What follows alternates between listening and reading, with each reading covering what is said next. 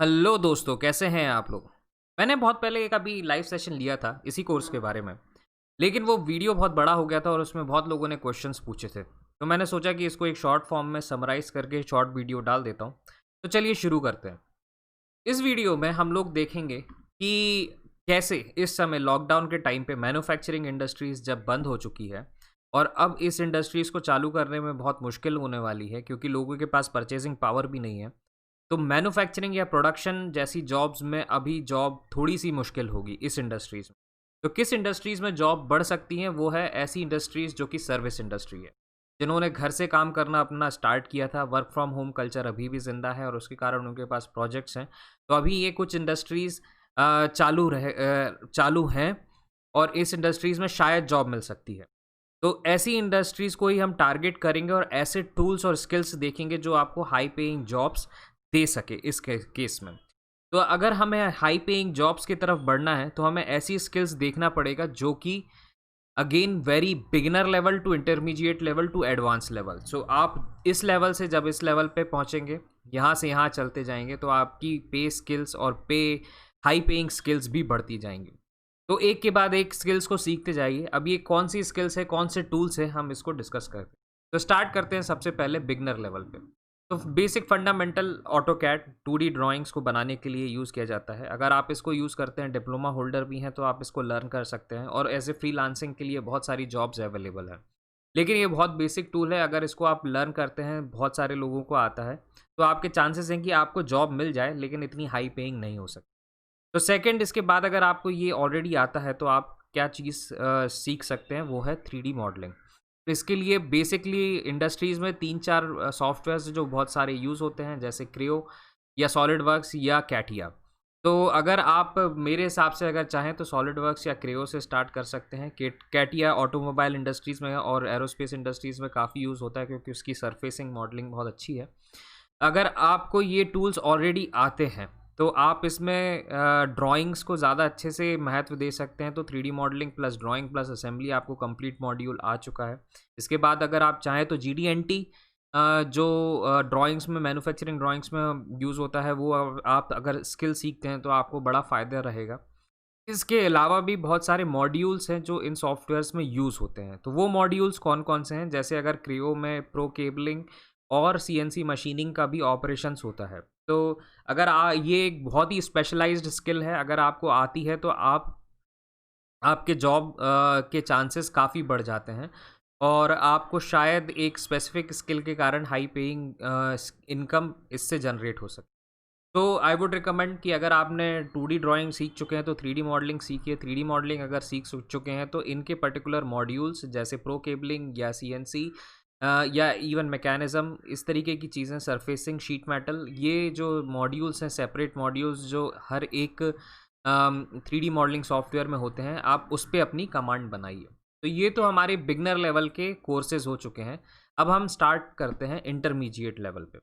तो intermediate level पे आता है सिमुलेशंस। मोस्टली ये जो सिमुलेशन इंडस्ट्री है, ये ड्रिवन करती है अगर आपके पास मास्टर्स है तो।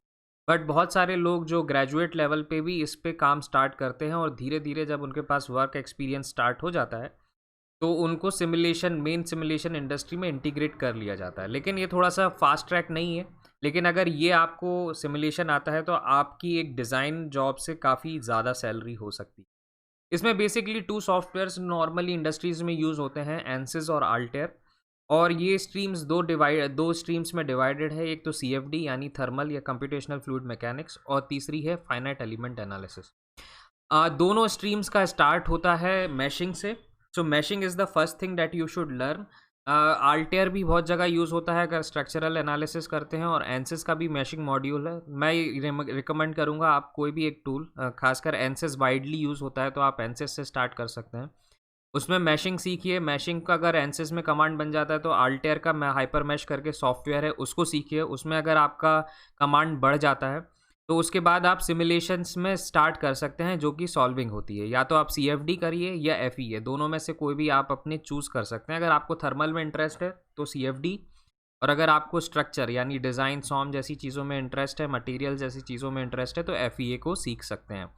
ये मैं रिकमेंड करूँगा कि आप थोड़ा-सा फंडामेंटल अगर सॉल्वर में जा घुसें तो सीख सकते हैं। अगर आपने मास्टर्स नहीं किया हुआ हो और आपको अभी भी सीखना है और अपनी स्किल को एनहांस करना है, तो मैं आखिरी में बताऊँगा कि कौन से एनपीटीईएल कोर्सेज़ आप कर सकते हैं, जिससे ये आपको एफईए या सीएफडी सीखने में फ़ायदा हो सकता है। नेक्स्ट आते हैं अपन की एडवांस। नाउ ये बहुत इंपॉर्टेंट है, इसकी स्किल्स अभी तक मार्केट में मिलना बहुत मुश्किल है, लेकिन ये एक फ्यूचर है इंडस्ट्री का। तो सबसे पहले आता है सिस्टम मॉडलिंग। सिस्टम मॉडलिंग का मतलब एक होल सिस्टम। जैसे एक एग्जांपल लेते हैं कि कार को अगर आपको मॉडल करना है, क्या आप कंप्यूटर में सिमुलेट कर सकते हैं? अब कार में कितनी सारी सिस्टम्स हैं।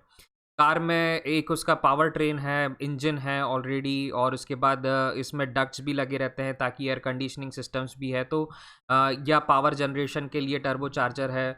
बहुत सारी चीज़ें इंटीग्रेटेड हैं जो कंट्रोल सिस्टम से भी होती हैं, जैसे ऑटोमेटिक गियर्स हैं जो कंट्रोल सिस्टम से लॉजिक करते हैं, काम करते हैं, या फंडामेंटली मैकेनिकली इंडस्ट्रीज से भी मैकेनिकल कंपोनेंट्स भी वर्क करते हैं। तो ये एक बहुत ही ज़्यादा मल्टी फिजिक्स सिमुलेशंस बेस्ड, इसमें फंडामेंटल्स आपका बहुत अच्छा होना चाहिए, और इसमें साथ में कोडिंग और कंट्रोल्स लॉजिक की समझ भी आनी चाहिए। अब इन सारी स्किल्स को अगर आप कंबाइन करते हैं तो और इसको मॉडल कर सकते हैं वर्चुअली, जिसको हम बोलते हैं सिस्टम मॉडलिंग। अगर आप ये कर सकते हैं, इसमें one dimensional code to simulation, बहुत सारी कोड्स यूज़ होते हैं, और इसको साथ में जोड़ना है, यानी internet of things, IoT platforms जैसे यूज़ करके आपको एक पूरा सिस्टम जो है वो वर्चुअली बनाना पड़ता है एनालिसिस करने के लिए। यानी अल्टीमेटली प्रोडक्ट जो हमारा इतना टाइम लेगा, प्रोटोटाइप बनेगा, इसको कट डाउन करके हम वर्चुअली देख सकते हैं कि कितनी जल्दी हमें फास्ट रिजल्ट्स अच्छे से मिल रहे हैं कि नहीं।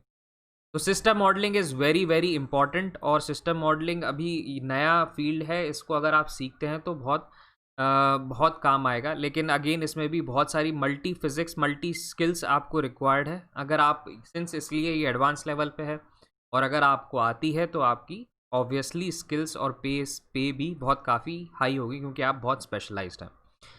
सेकंड जो है डेटा एनालिटिक्स। डेटा एनालिटिक्स एक कॉमन सा वर्ड है जो हर जगह यूज़ होता है, लेकिन आजकल हर जगह सिंस ये यूज़ हो रहा है तो हर इंडस्ट्रीज़ को इंटीग्रेट करने की कोशिश कर रही है। तो इसका लिवरेज हम लोग कैसे ले सकते हैं? एक एग्जांपल के तौर में कार का ही लेते हैं।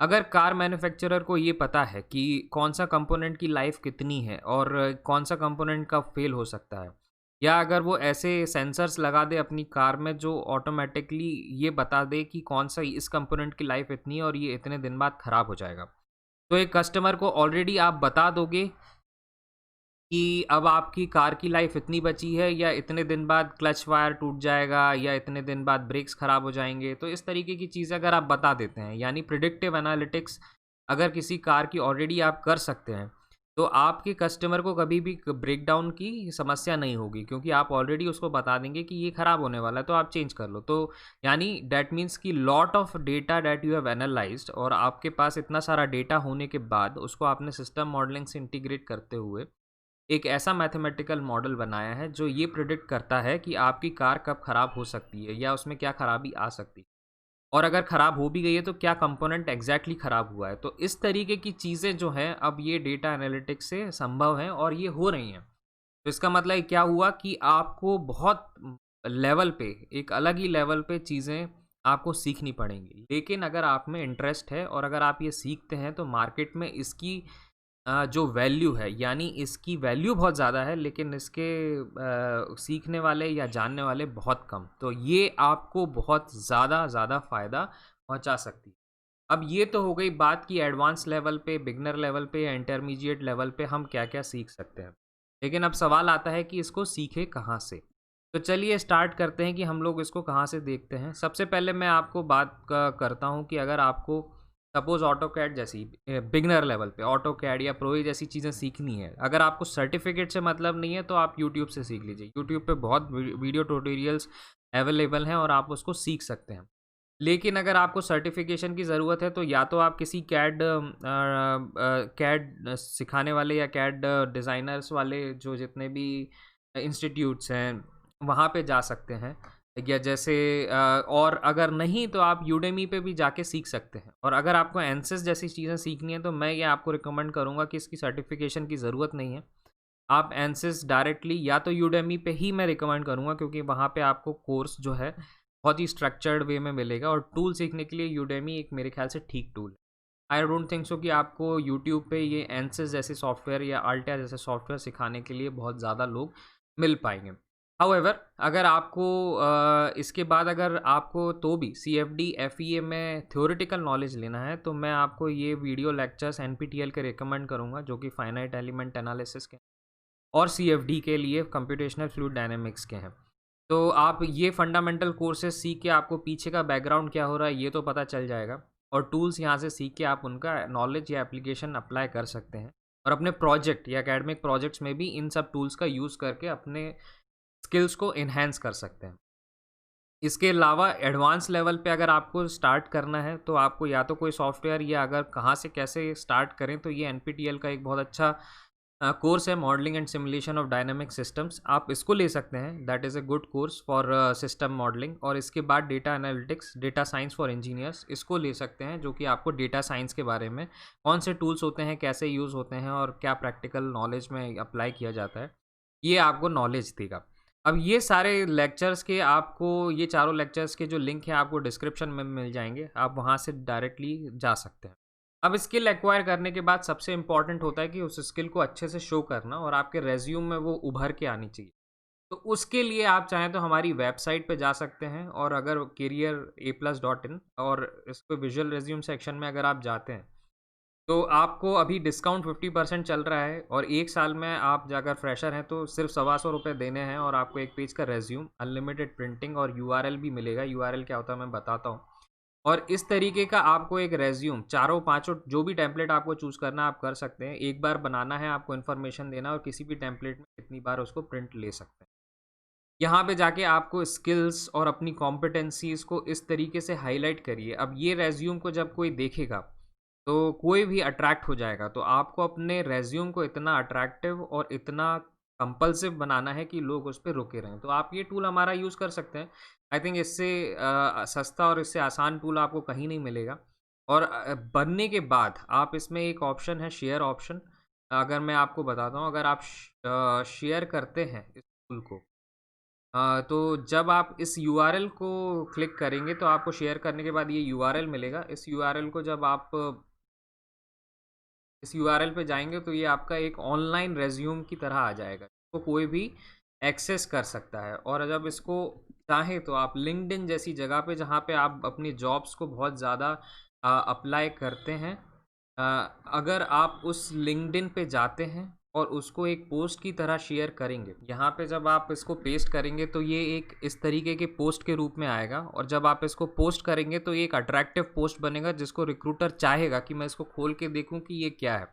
और यहाँ पे अपनी स्किल्स ऑलरेडी आपकी हाईलाइटेड रहेगी। तो ये जब इस लिंक पे कोई भी क्लिक करेगा तो वो आपके वर्चुअल रेज्यूम में जाएगा, जो कि 1 साल तक आपकी वैलिड रहेगी। तो इस तरीके से आप यूज़ कर सकते हैं इस विजुअल रेज्यूम टूल का, और होपफुली आपकी हाई पेइंग स्किल्स और हाई पेइंग जॉब्स को आप अच्छे से हाईलाइट कर सकते हैं। इस वीडियो में इतना ही। अगर आप चाहें तो हमारे Facebook page career A plus और कैरियर अपॉर्चुनिटीज़ दोनों को फॉलो कर सकते हैं। कैरियर अपॉर्चुनिटीज़ हिंदी के लिए, कैरियर ए प्लस इंग्लिश के लिए। इसी वीडियो को मैं इंग्लिश में डालूंगा लेकिन वेडनेसडे को। और हो सकता है कि ये वीडियो आपको पसंद आया हो तो लाइक करें, शेयर करें, कमेंट करें और हमारे चैनल्स को सब्सक्राइब करें। इसी वीडियो को इंग्लिश में देखने के लिए, to get the same video in English, you can subscribe our English channel career A plus. Finally, thanks for watching.